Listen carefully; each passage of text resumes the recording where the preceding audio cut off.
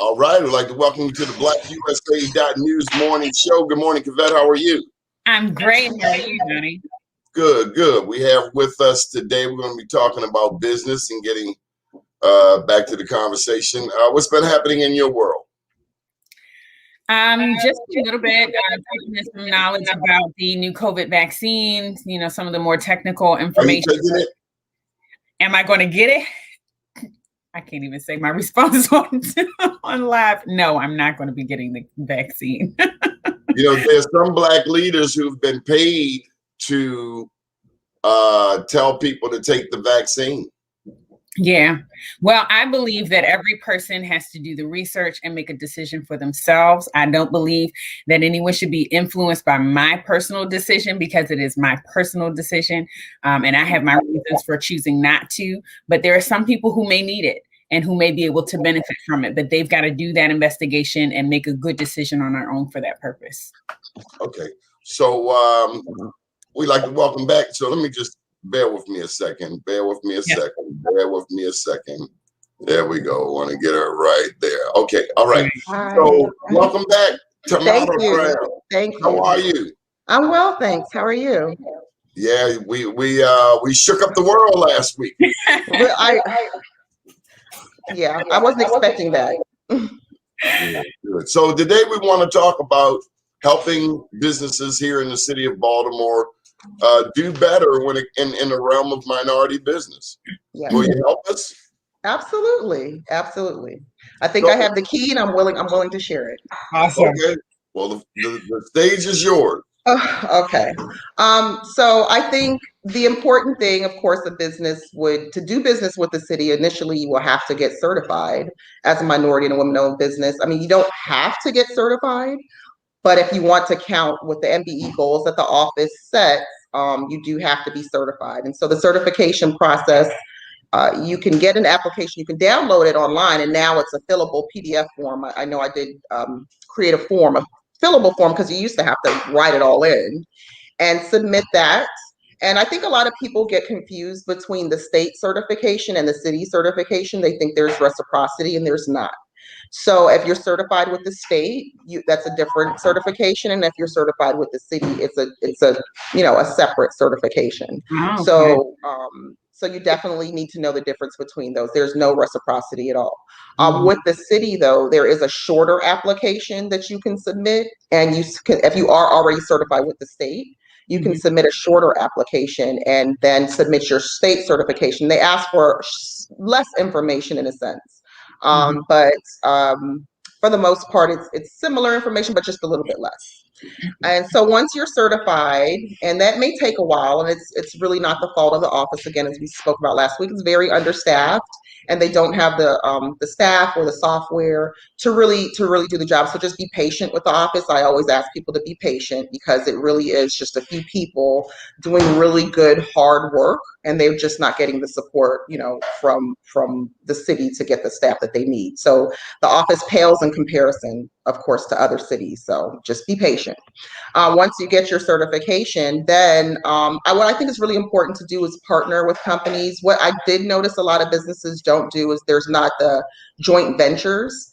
If you're going for a construction contract and the bonding is an issue, it's really smart to get together with another business and come together as a joint venture. And, so the MBE program is only for subcontracting, which is unfortunate. There is a disparity study going on right now. It was my hope that they would find enough data to justify having a prime requirement.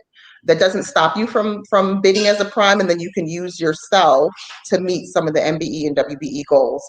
At right now, it's a strange calculation they're using. Another goal I had was to change it to 100%. If you're an MBE, you get 100% credit for using yourself. So once you're either bidding or you're either going to be in as a sub. So if you have a relationship with a prime company and you're going in as a subcontractor, or you're going to bid as a prime, I do encourage minority businesses to bid as a prime. Where do you find those contracts? There's the every Wednesday, the Board of Estimates. Well, every Tuesday they put out the agenda, and for construction contracts on there, you can find the notice of letting, and that's the notice that they're going to put the date they're going to put the contract out.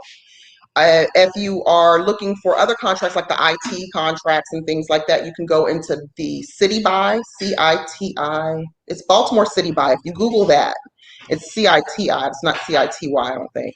But it's a Baltimore City Buy site. I recommend everyone gets an account there. It's a free account. You can have access to that where you can see a lot of the current contracts, and you can see the contracts that are out for bid. Now, with those contracts that are gone through the Bureau of Procurement, they're not construction contracts, they're not public works contracts, but they're contracts that are, for other services. They do go through the Bureau of Procurement. You should have an account there, and what they ask you to do to set up they go by the NIGP code. It's a code that it identifies what type of work you do. And I believe you can pick a few, pick all that are applicable. Because what I found in the past is that if it's a electrical contract, unfortunately, they will send it out sometimes to a drywall contractors, So there's some funny business going on there where it's like, if you don't get the notification in your email, you're not going to bid. And so make sure you pick all the codes you can, but also check the system. And with those bids, they have to put them in the AFRO 10 days before the bid due date, which is not a lot of time. If you've submitted a proposal before, 10 days before the due date. So if you see something in the AFRO, that 10 days, it's most likely due in 10 days. And that's not enough. I got a bit of a challenge with that. Yes, I also have a challenge with that, and it should be as soon as it goes out. Yeah. Well, the AFRO, it's hard to find it in the middle. It's a small little clip in the corner. No, the newspaper itself. Well, unless you are a subscriber that gets it mailed, right? Where can you find it? Exactly. So there's another issue there with how the information gets out to the minority businesses. Now, within the code, and I think last week I said article. What's that? Is that the only channel they're using to reach minority businesses in terms of print is the AFRO? I believe so. So what they're supposed to do is supposed to get the bid, the notice out to the MBE, the MBE office, again, at least 10 days before. So it goes out to the minority organizations like Wayne Fraser's organization and Ples Jones's organization. And so we were trying to get that to be more of a routine, although it's not currently in their processes and procedures. But again, 10 days is too minimal. So we have, that has to be fixed. And that's something that needs to go out. So I did find an instance where a minority business that I knew did that work was not aware of it, because I looked at the list of people in City Buy that got the bids, and that's not even the work they did. Of course, the incumbents knew about it and they bid for it. So it's the same people doing the contracts over the years, but nobody else knows about it. And so I asked, would you have bid for this if you would have received this notification? Absolutely. So you're not using like the Chamber of Commerce, the Black Chamber of Commerce or something like that for no, you're not. No, not that I know of. No, it does go out on e-Maryland Marketplace, I believe, as well. But again, if you're not, people look for their emails, and you should get an email. My recommendation to the agencies is just to put it out in every category, so everyone gets the email, no matter what you do.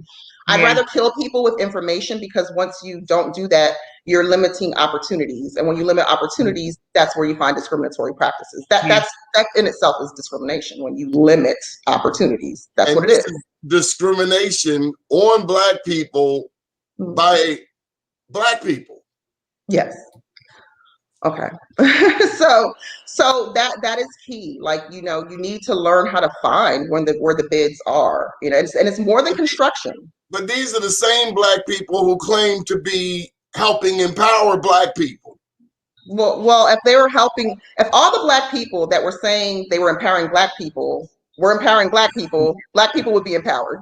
I mean, I'm not great at math, but 1 + 1 does equal 2. And so if you're putting that much effort in, I've been trying to lose weight all the time, and when I don't eat right, I'm not gonna lose weight. So it's mathematics. It's very simple. If that were the case, we wouldn't be in this situation. I mean, we actually have a law in the books that tell us exactly what we're supposed to do. Article 5, Subtitle 28. If we follow that, no one's making anything up. No one's trying to do anything different. Just follow the rules. So there's opportunities that are missed there, and we have to, Did you have a question, Kevin? Yeah. No, I'm just thinking. You look troubled. I'm sorry. I was just supposed to teach. It's not. In order to teach, you have to know the games that are being played on the inside. Yeah, in order to and I appreciate that. That to me is absolutely amazing, and what you're sharing is phenomenal. But what goes in my head through my mind first is the solution.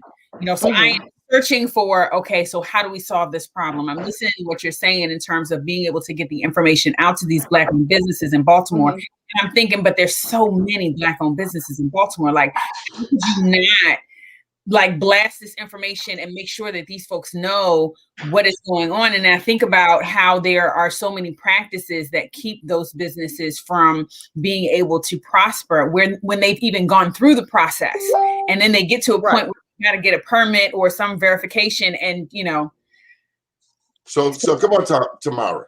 Okay. Okay. So once you've navigated the system, you actually got notification that there's a bid. You have to. I encourage someone to have someone look at your bid, because a lot of times it's very simple error that can throw you out of a bid.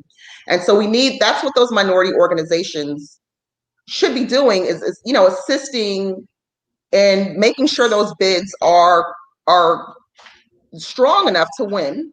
So where they don't get thrown out for a technicality. Right. So where do the businesses go to get this information for themselves rather than relying on those organizations? So like I was saying, in City Buy, I would get a City Buy account. Those are the non-construction contracts for now. I know the city is moving to Workday, which may change. So you said TIBUY.com? Let me look it up. It's I'll give you the information here. Let's see. So you can start a free account there. And we can look it up. That's Baltimore City Buy. Yes. Okay. And so that's a start. And there's a lot of contracts in there. I mean, everything from providing, paper to helping the construction of the city buildings or maintenance or cleaning. Those contracts are there. And so that's where you should look to just see what's out there, get a feel for it, learn the system, learn it as much as you can so you know how to peruse through there. You can see everything in City Buy that's not a construction contract. Construction is different. Again, you have to learn to read and look at the agenda, the board of estimates, to see what's going on, what contracts are being awarded, who the players are, who's being used as the subcontractor, when those contracts are going out. That's very important. So that you're able to navigate your way. But the minority organizations, certainly before I left, I was trying to get a lot of that information to them and they can just blast it. And then we should also, the MBE office should also have a blast. I know Baltimore County does a good job at that. They blast out a lot of the information on procurement, and Baltimore City needs to get up to par with that. So once you submit your bid, you have someone look at your bid. With the non-construction contracts, it isn't just the lowest bidder. You get a technical score. And in that area, that's where, again, the solution and the city solution, the disparity study helps, but the city solution, they should have maybe a preference for minority businesses. You can do that, more points where you can collect points and it's not just the lowest bid. And you got to get those points on those technical scores. So submitting a good bid is very important. But if you're a subcontractor and you fill out the MBE, and it's a paper form, it's a paper form, but make sure, like what I tend to see is MBEs will fill out the form and just give it to a prime. And then they won't know that the prime won the contract.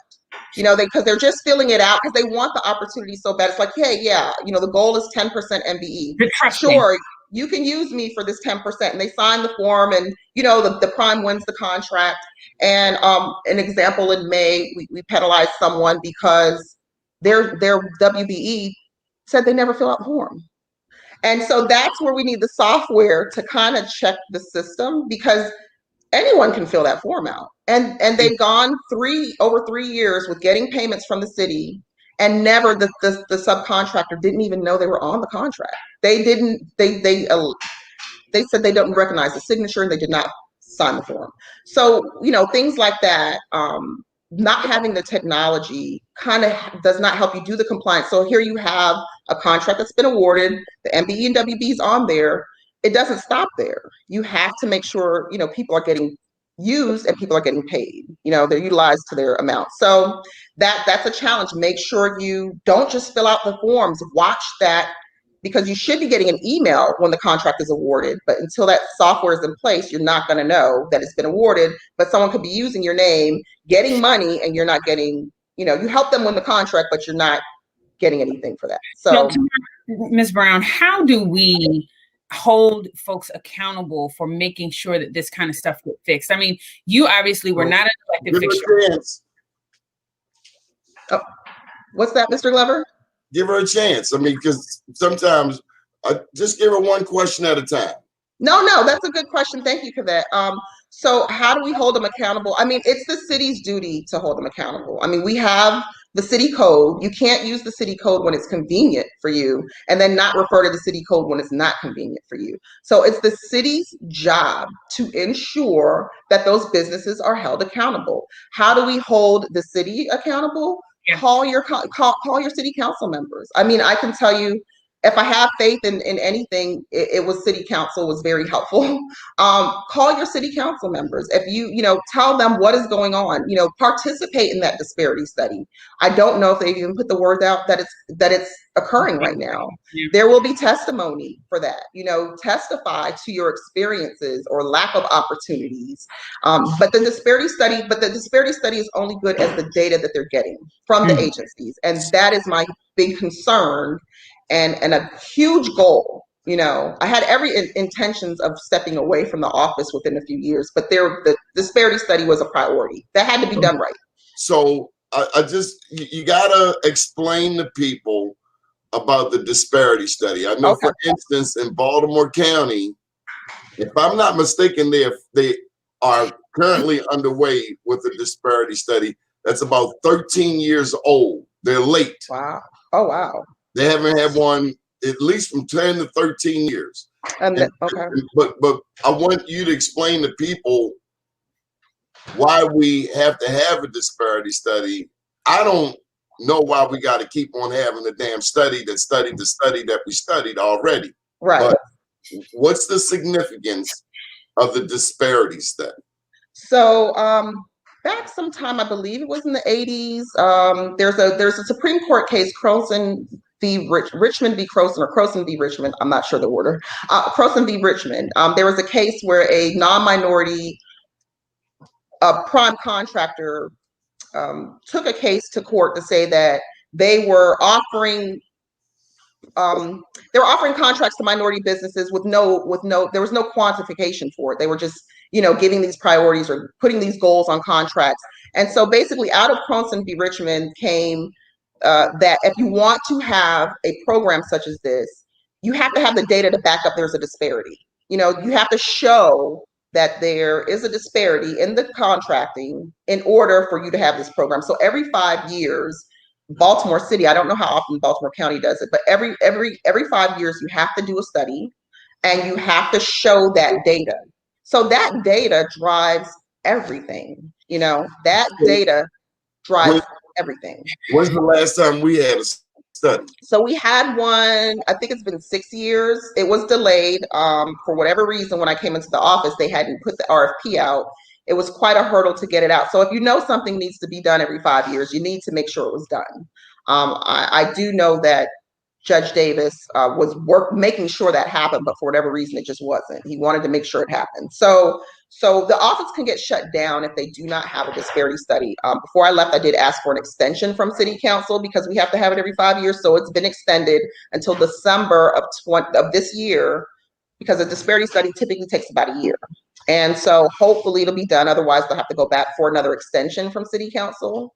But every 5 years it gets done. And they collect. So technically, they can just keep kicking the ball, keep punting the ball down the field. Well, it has been, the contract was awarded. We went through that process. The contract was awarded. It has started, and they've selected a consultant, and the disparity study has started, I believe, as of, I think, the month after I left. They started it. So the agencies will be submitting data on how they're doing, how they're doing with minority businesses. It's data like how many minority businesses are working in the city, how many primes, how many subs. They'll collect, the consultants will collect that data, and we will get a report out of that. And that's going to drive the whole program. So it is very, very important that the accurate data is there and the agencies provide that accurate data. Because so I just want to get clear. We've had Black mayors Mhm. all of that 6 years, Mhm. but a disparity study was not a priority to the past mayors in Baltimore City, Black mayors, right? I can't speak to what their priorities were, but I can tell you that no, I mean, no, I know that so again, I know that there was a push. I know that Andre Davis, when he was the solicitor, did want to make sure that it happened. And when I stepped into the office, it was a priority. I took over in December. By February, the RFP was out. So we did draft up the RFP, and there were some issues with the award. I don't know what was going on, but to make a long story short, it was finally awarded, and they got it started. So yeah, it's in progress. So it's very important for everyone to communicate with the office. The office should make sure that everyone knows that's going on, because they will need testimony, and the consultants will reach out, and they will need the right data. Like, are you getting paid? Are you being utilized? All that is very important. That's going to drive the program. Currently, the program has like sub goals. Like the last disparity study saw that there were just different ranges of disparities, like with African American companies and Hispanic companies. So a construction contract or an engineering contract over $1 million should have specific African American goals. That was not getting done either. Again, prior to my departure, that was something I was just implementing. Everything over $1 million, putting those sub goals on it, calculating the percentages by the availability. As long as there's an MBE or WBE available, more than 2 to do that work, we were placing sub goals on the contract. I doubt that it's gone to the board, or I doubt that it went out that way. I think more likely than not, those were changed. I'm waiting to see.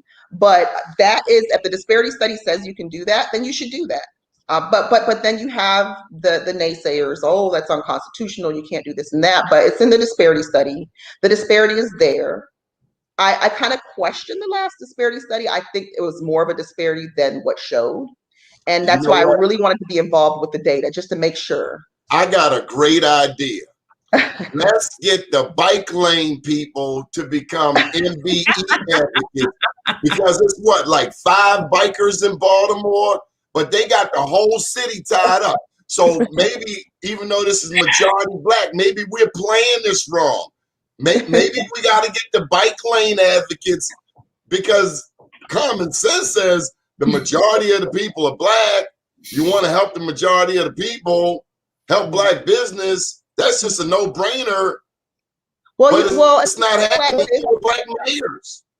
If you help Black business and Black businesses flourish, and they employ other Black people that live in the city, then we're not going to leave the city, So it's like we go shooting people because we want to go to work the next day. Right. Well, I don't know what the goal. I mean, in my mind, so many things go on. Like, why isn't this program working? I mean, I see even Philadelphia, who uses our certification. By the way, if you are certified with Baltimore, it carries over. You can use it in Philadelphia. You don't have to get recertified. So, and Philadelphia is not a far shot, so you can do business there as an MBE. But their Office of Inspector General, I was actually trying to get some training with them. They were penalizing they were doing a great job out there. They're really doing a great job, and that was a priority for them, which was surprising to see, because they don't actually certify, but they were very rigorous. I really liked the work that they were doing out there with making sure and holding it accountable, holding the program accountable. This is frustrating when I look at, someone just left a comment, Nicole Orr, one of our businesses. She said, all people need to do is look at Port Covington. How is this an opportunity zone, but Shipley Hill isn't? The city is a trip. I don't get how we have all of these Black elected officials, a majority Black city, yet opportunities are passing us by with Black people in charge. I don't get it. Well, again, I can only theory. I can theory that Perhaps that's where the campaign donations are coming from. I mean, why would you want to penalize a business that is contributing to you, or, you know someone that's helping you move forward in your political career? I don't know that there's any motivation to do that. I don't know. There's someone, I feel, I don't know who. There's almost like this person in the background that's running the city, and they have a plan for the city, and we're just not aware of it. So we're here. Well, it seems like they don't want us here. Right. And I don't know why. I mean, you complain about crime, you complain about opportunities, but you don't think that bringing opportunities to minority businesses can change all of that. We want to change crime, and we want to decrease crime. When you give people opportunities, crime will go down. I mean, that's just common sense. So when you keep depriving people of opportunities, this is what ends up happening. So I know, like with the Squeegee Boys, there was this whole movement when it was popular during the campaign season. They wanted to create jobs for the Squeegee Boys, and okay, I get that, and that's great. It's gone away now. I haven't heard anything about it, but I got so many calls from minority business owners, men that have businesses that would love to hire them for the landscaping jobs and train them and different things like that. And they just couldn't, they weren't able, nothing happened. It kind of fell through. We have to follow through. And what we have to stop doing is that we get turn away. It's this now. It's Trump not paying taxes. There's so much going on. It's so easy for us to forget about the issues. Following the media and propaganda. Exactly. That our short-term memory benefits politicians because they can song, dance, sing, tap dance, make everything look good. And then when they're in office, we're all disappointed again. And we're right where we started. Last week, we asked about the 11, we had Bill Henry on. We asked him about the $11 million for 45 cameras. Right. And I failed. I should have asked him if there was an MBE component, because what really caught my attention is that Mayor Brandon Scott, Comptroller Bill Henry, City Council President Nick Mosby, according to the Baltimore Sun, that seems to be everybody's favorite paper, said that there was no questions asked. Right. There were no questions at all. So it went through $11 million. Mm-hmm. And how much is the MBE? What's the goal? I think it's 4% MBE and 1% WBE on that particular contract. I do recall doing a compliance review last year because they did a renewal last year for that contract. My only issue is when I was conducting that compliance review, I did speak to a minority business owner who was a sub on one of the contracts.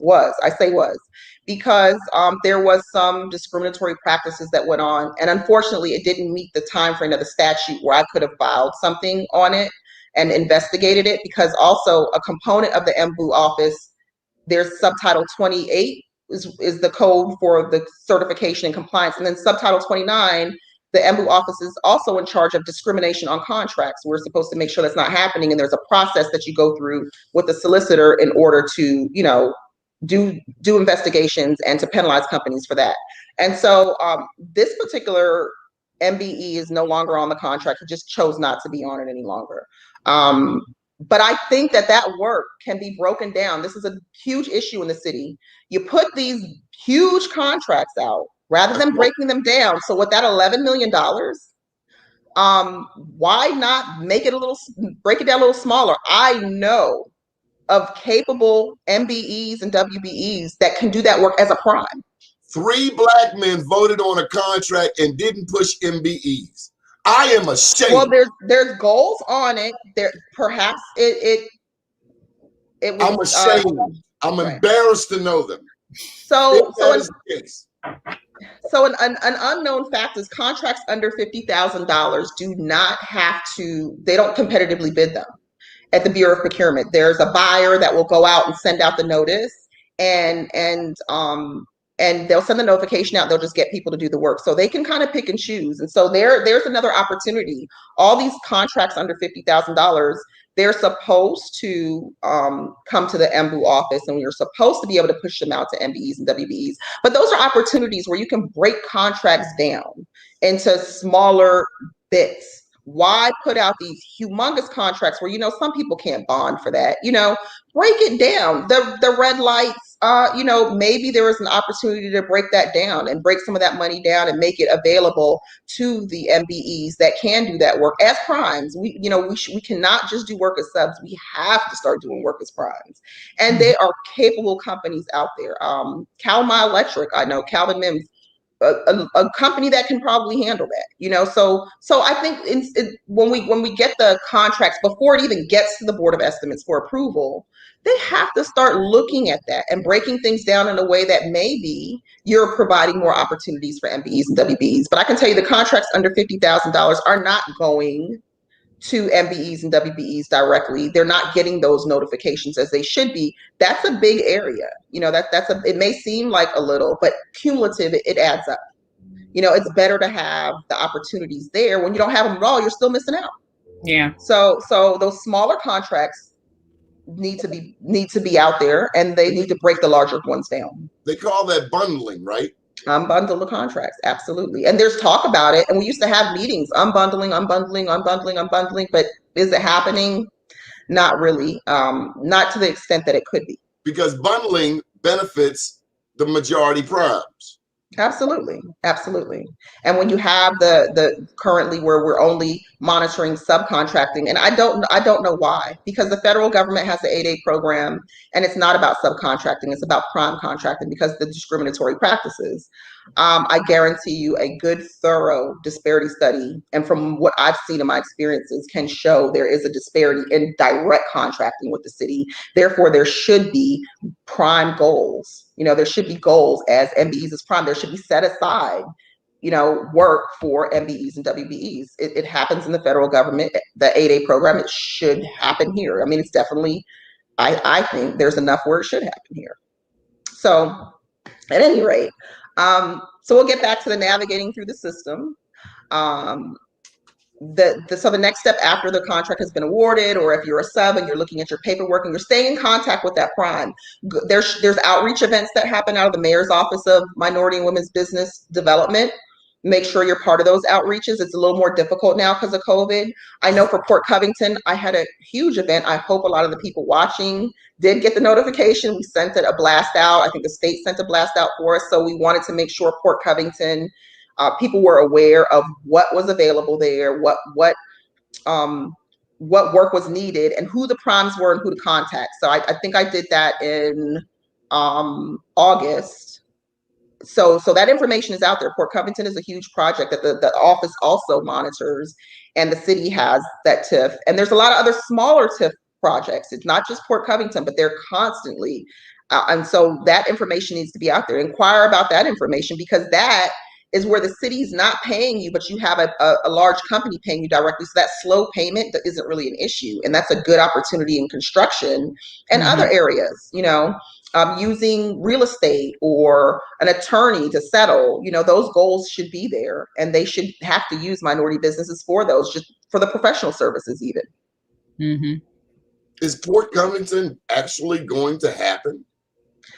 To my understanding, I do believe they've broken ground. I mean, they were doing some work, but to my understanding, it is happening. To what capacity and to what amount, I don't know. I've been out of touch with it for a few months now. Okay.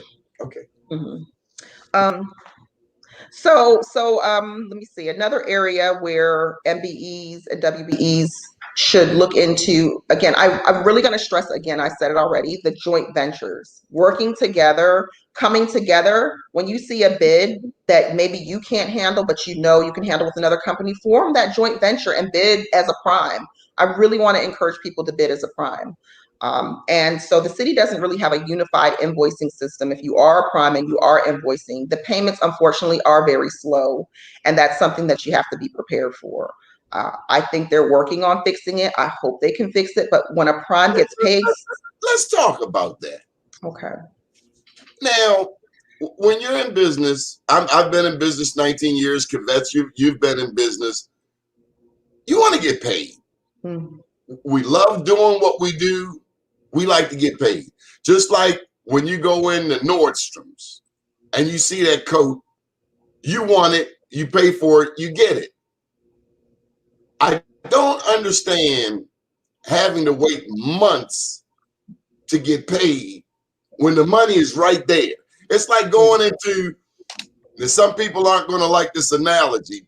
You ever been into some of the Jamaican spots up Park Heights? The food is right there, but you got to wait 30 minutes for somebody to dish it up. And it's like, dude, what are you waiting for?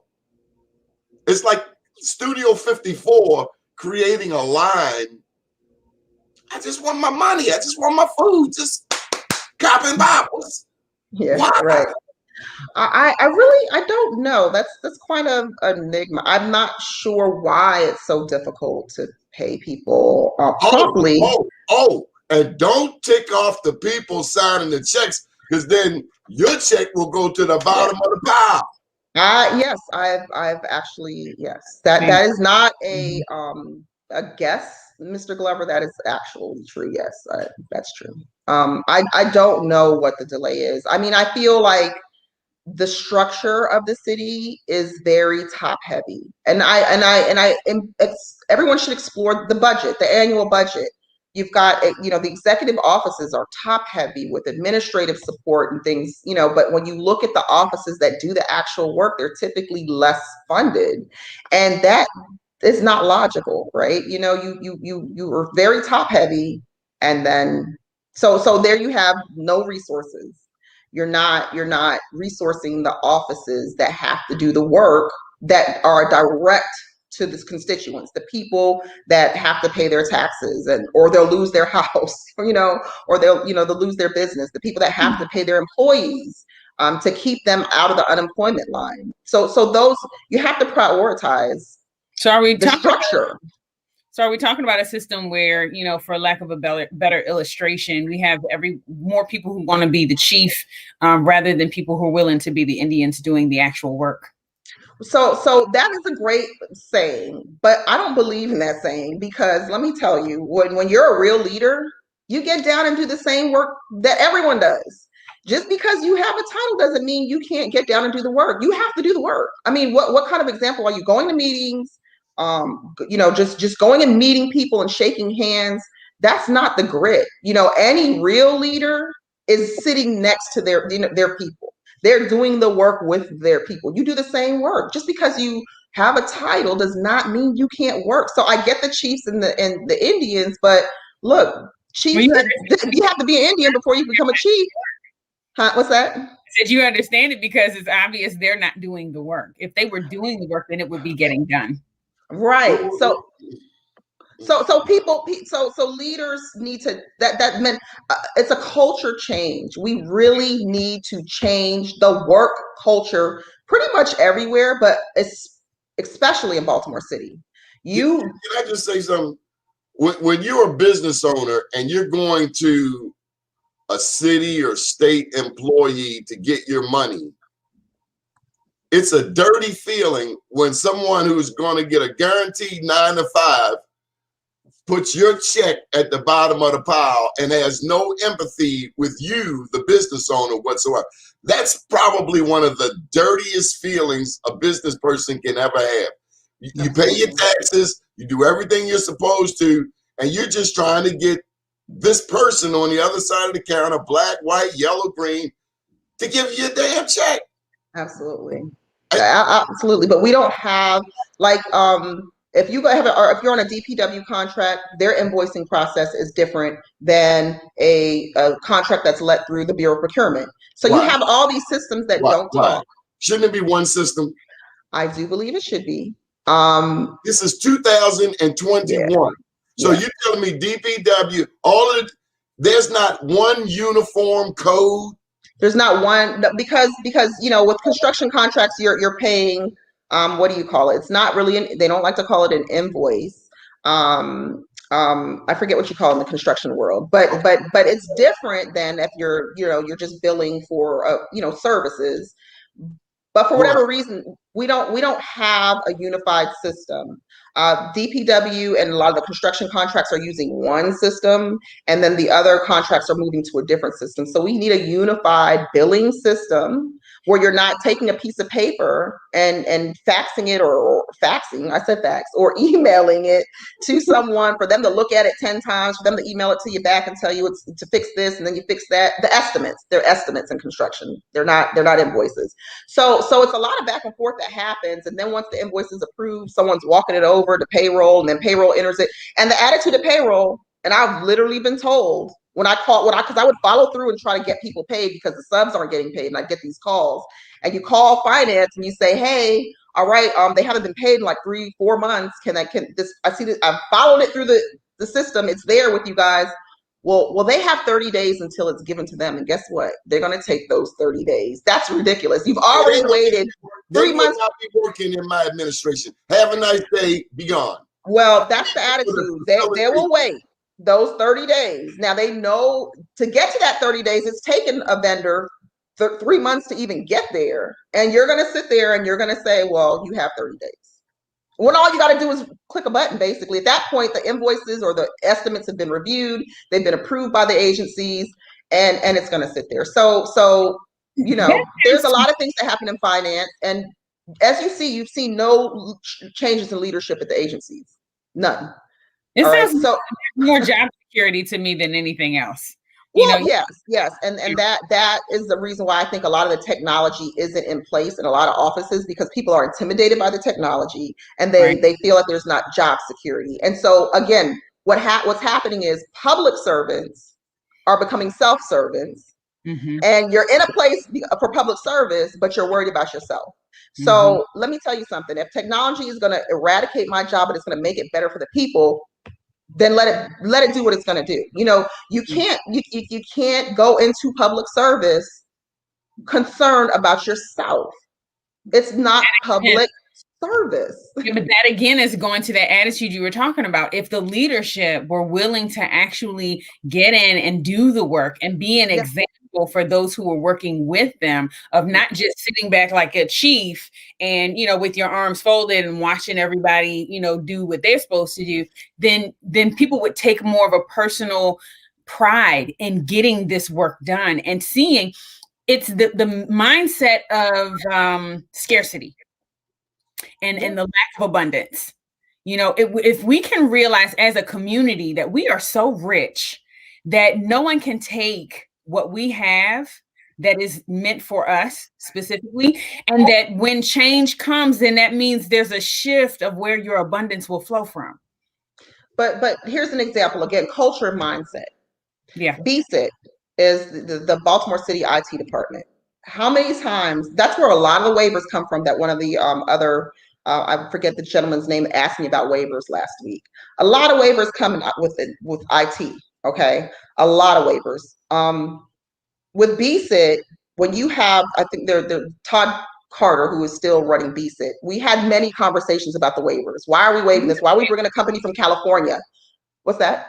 What are the waivers? Waivers are where there's no minority participation goals at all. Just you waive it. Why are we bringing people from California? Why are we bringing people from Georgia? Why are we bringing people from outside of this area to do work in IT? Again, this is the Washington, D.C. metropolitan area.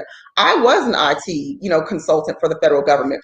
The skill is here. But when someone like that tells me, you're so for Baltimore, was your car made in Baltimore? That's the kind of questions you get when you push for local. People ask you if your car was made there. He asked me if my car was made here. That's ridiculous, but that's the mental, and the attitude is, oh, well, we're going to bring businesses from California to do something that someone here could do. And that's ridiculous. That's ridiculous. When you look at Workday, is a huge project. It's great. It's upgrading the accounting, the finance system, and the people, the HR system. A lot of people are moving to Workday. That's a system, What we did for that system is the city didn't put it out for bid, the implementation piece of it. They did what is called a cooperative agreement. They had a co-op, and they basically copied a contract from Denver, Colorado. Listen, Baltimore is in Denver, Colorado. So you're taking basically the pricing that they allege that the pricing stays the same and it benefits. You're taking this contract from Denver. Now, Workday is a system, okay, but you have implementers that come to implement the system. Because we took that contract from Denver, our implementers are coming from Alpharetta, Georgia. not from Baltimore. We have IT companies here that lost an opportunity. Okay, so it's things like that. When you're it's little things like that. There you go. That suggests to me corruption. Well, so you now we're not only paying for them to travel here, right? We're paying someone outside. So we don't have IT. We talk about science and technology for the youth. We have a lot of IT projects here. We have a lot of opportunity to build up local businesses that can go to the high schools and have some kind of program where kids are graduating and some may not want to go to college, but they can get jobs and they have these contracts with the city and they have these agreements. It's all cynical. It all goes in a circle. And if we don't take care of home, we're going to have a problem. So you have an opportunity to create opportunities locally and you choose not to. So we can't do a cooperative agreement for such a huge project. And the excuse is, well, the state didn't use someone from Alpharetta, Georgia. The state did not. They used a business that was in the area. That didn't go well. The project didn't go well. Well, guess what? The project's still not going well. And it's 30. We're millions of dollars in, a lot of money in. If you look up the money we've spent on Workday and the implementation of it, I had to force them to even put goals on it. When you're running and screaming all day long for every single contract to have fairness in this area. It's terrible. It's a mentality. Okay, let me share with you some of the thoughts. Jason Rodriguez says lazy. Irvin Reed down in Prince George's. The system works exactly as it is designed to work, period. Look in the mirror and blame yourself for electing individuals that maintain the status quo. Right. Alexis Coates. There are several IT companies that service the city. Michael Randolph, he's down in Tampa, Florida. He brags on Tampa's system. So I don't know why he's always watching Baltimore news. I think because it's BlackUSA.News, bro. What is the plan to change this? The solution is within the problem. Michael Singletary says trade schools in Baltimore almost non-existent. Right. That's the problem with all these construction projects. We knew, that the EPA had the consent decree. And this was the vote, by the way. Okay. Yeah. So we knew a lot of the work is coming. How are we training up the youth? So when you bring a company from New Jersey to do all the work, they're not really invested in Baltimore, are they? You're not going to get that investment. So the problem is we have a lot of out-of-state people doing business in the city. They get paid and then they leave the city. They don't pay taxes here and they don't eat at our restaurants. They don't fill our spaces. See, now let me just say, growing up in Baltimore, North Avenue, West Baltimore, East Baltimore, you don't need a degree to see something shiesty is going on. It don't take rocket science. It's bringing a company all the way across country, and you got a company right down the street. Somebody getting paid. That's exactly what happened with the Workday. I really had an issue with them not putting that out for bid because there are companies here, global companies. I can't remember the name of the company that I found that could have done it. It wasn't a minority business, but you're here in the area. So now we have non-minority businesses not really doing business here. Guess what they do? They move, they close their headquarters here. We lose office space. People that have jobs in those offices lose jobs. So you're not giving, why were you taking something from Denver and implementing it here? It didn't save anything. They're saying, it's saving time, not putting it back out for bid. Come on. I don't care who you are and what you're doing. If you put your mind to anything, you're going to do it. All right. And so what the solution is, yes, the politicians, they go out on this notion of we're not going to, the status quo. We're not going to get down with the status quo. It's status quo all day. So what the solution is, hold them accountable. I said it last week and I'm going to keep saying it. Hold these politicians accountable. Don't forget what they said. Make them do the work. We have to focus because this is our future. We have to have an agenda. Business owners in different segments of the city, according to what their council district is, need to join together and have an agenda for Black business and be able to take that to their council person and push it. Well, yeah, I don't have a lot of faith. Go ahead. I'm sorry, Donnie. I was just saying that's what you think. That makes sense to you. The question is, does it make sense to the elected officials? Right. And so now we have so I think a movement is happening where we can't depend on that anymore. We've got to go out and we've got to do what we have to do for our businesses, and we have to do what we have to do, what's best for the city. And I really don't know that we can have the faith in the politicians, because I don't know what their motivation is. I don't know what they're really doing. I know that if you work hard at anything, it's going to change, and we haven't seen any change. Right. So now it's time for us to do something different. If they're not being held accountable, or if they're being held accountable and they're not doing what the agenda is for those Black business owners, then they'll lose their office. Well, that's what we think, but then we typically don't have a lot of options, so you're stuck in a situation where you end up electing someone just because it's the lesser of all evils. So those business owners, again, like I said last week, we got to start planning now. We have a gubernatorial election coming up. Our state delegates, a lot of our state representatives are coming up. The state's attorneys coming up. Those local businesses, we're on our knees. We're begging. We're asking for help. We're asking them to do their job. We see they're not. You got to strategize. Who's next? Let's get this going. People that are really going to be about what they need to be about. Mm-hmm. Let's move forward now. We have to groom. Start now. Me, the other side, they're grooming the people that we see in front of us today. Who are we grooming? Exactly. So we have to work together, and we've got to put things in place. The tide is changing.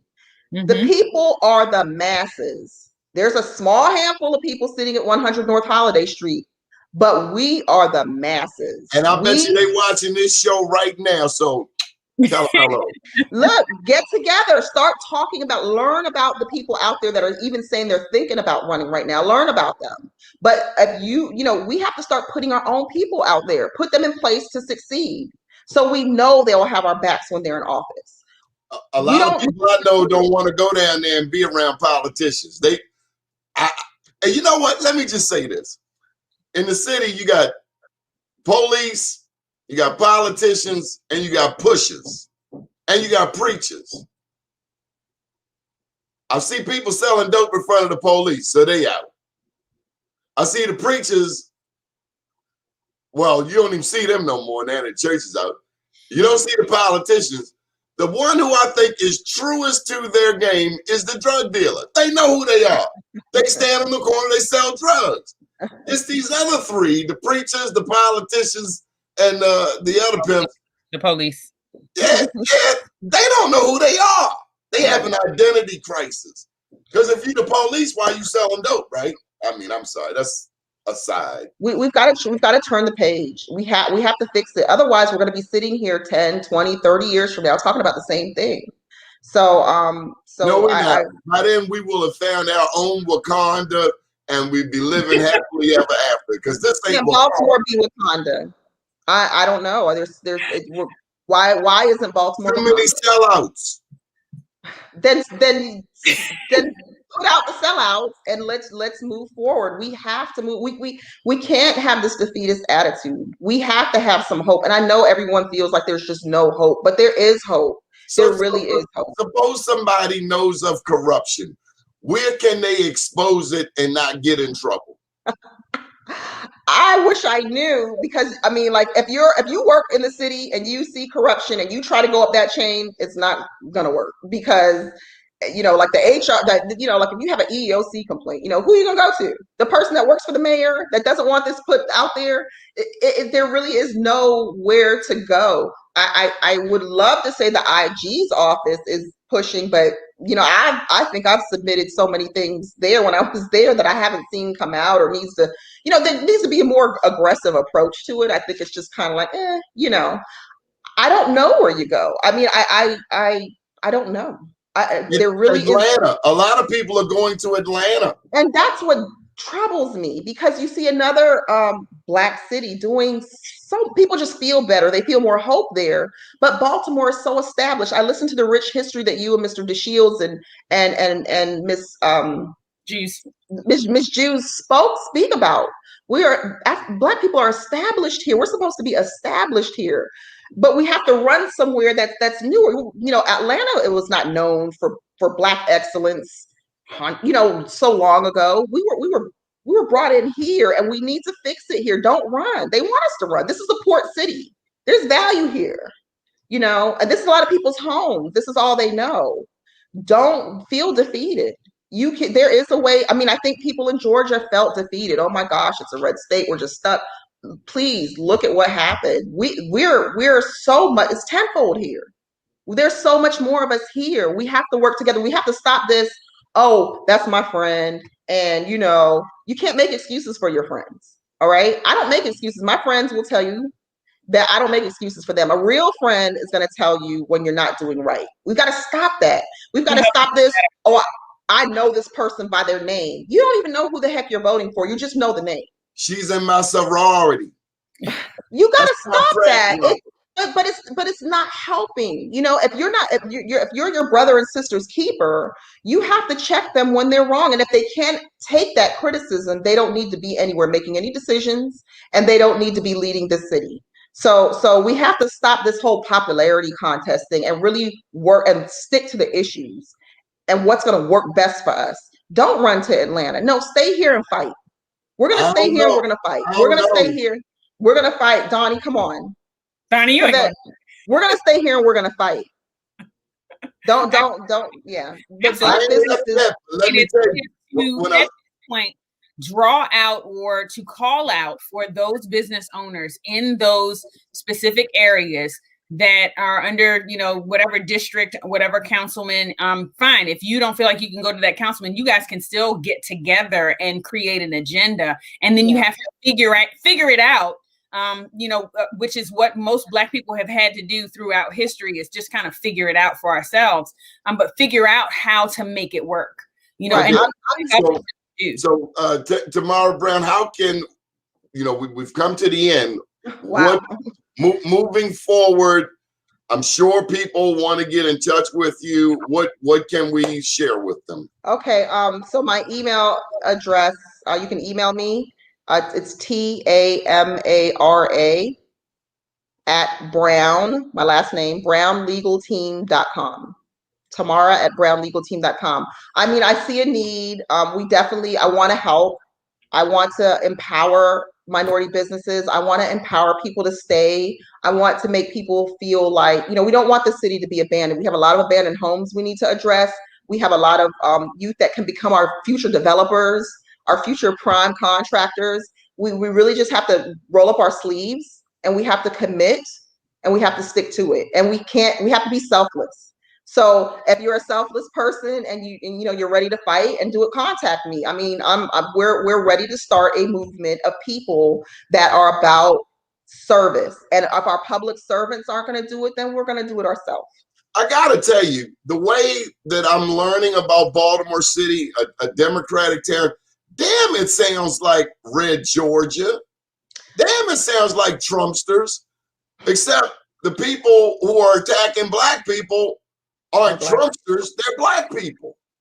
Right. And they may be fed by people that we may look at as Trumpsters. So when that person decides, I want to disconnect from this, and killing my own people and depriving my own people is not worth this paycheck, you know, and when they're conscious, when they're more conscious, you know, I don't know how they sleep at night. I sleep very well at night. You can't continue to do what you do. So I implore and I encourage people to step away from that behavior, because when you do right, you're going to be okay. You know, it's almost like stepping out on faith. You're still going to be okay. You can do the right thing, and you can take care of home and still be okay. You're not gonna you're not gonna dissolve. It's okay. It's okay to do the right thing. If I have a message today to tell anyone, it is okay to do the right thing and to help others. There's nothing wrong with it.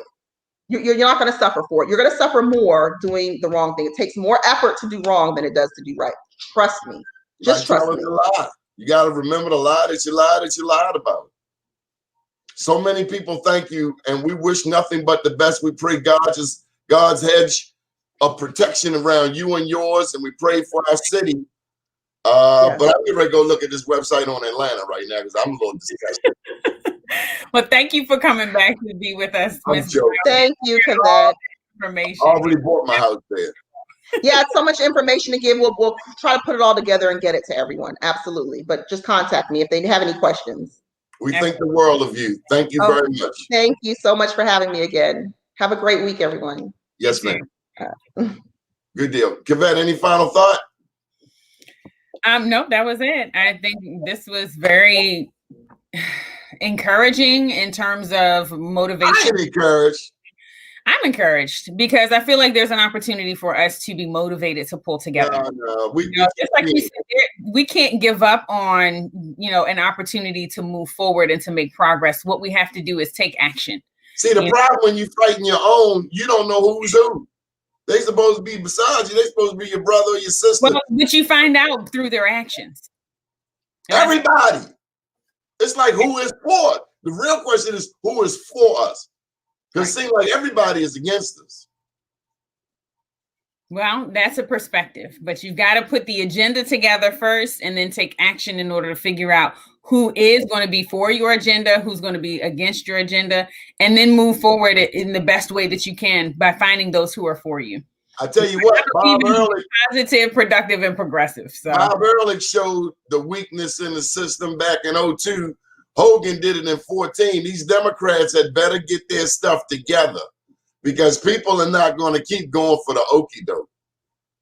And, I like a overt racist better than a covert racist any day. I prefer a Trumpster climbing a wall than one sitting beside me playing like he's my friend. I'd rather you have a gun in my face saying, I will kill you, than to be sitting right beside me, stabbing me in my back the whole time. See, I got more respect for you when you say who you are. But they're not looking for your respect. They're just looking for your demise. The funny thing about karma, though, what goes around comes right back around. Up to date, down tomorrow, do your day and everything will follow. Nothing to it but to do it. I got to do it, regardless of how I feel. I am somebody. I am my brother's keeper. How can people get in touch with you, Cavette King? They can reach me on the website behind me. It's www.marimorelife.com. I'm a financial advisor. I guide women on their journey to self-sufficiency. You only help women. I actually have a reason You are sexist. to refer men, but I've found that I'm more productive when I'm working with women. So, oh boy, yeah. So that's that. Good deal. Good morning, BlackUSA.News. It's been a powerful show. Listen, we're coming back at 1 p.m. I don't know if you're going to join us, Cavette, but we have Gene Kahn on this right here, 1 p.m. Gene Kahn. I'll see you at 1. Gary Ellaby. All right, we'll see you at 1. All right. Have a good morning, Black USA.